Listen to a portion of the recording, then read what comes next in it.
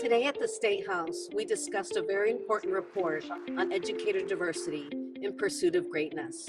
We joined forces with BU Wheelock and MassINC to create an analysis to understand what are the gaps in the future for educator diversity in the Commonwealth of Massachusetts.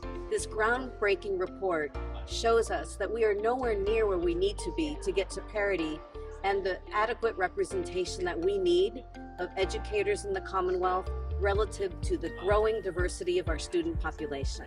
So right now about 10% of the state's educators are educators of color.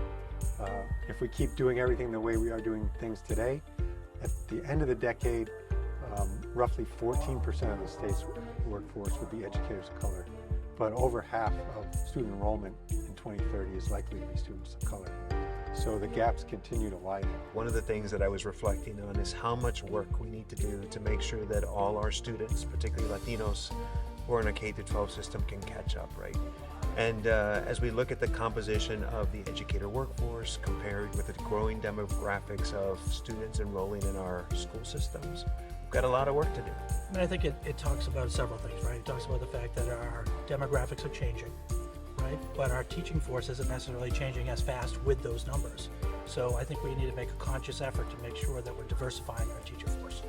Well, this was some really frustrating on an issue of longstanding importance. We've got to try to find ways to increase the percentage of teachers of color, educators of color.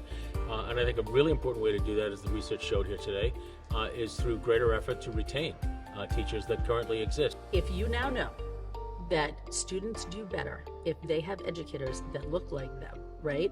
And we know that there are too many students in Massachusetts that, like my own daughter, that went through public school all the way along and never saw or barely saw an educator of color.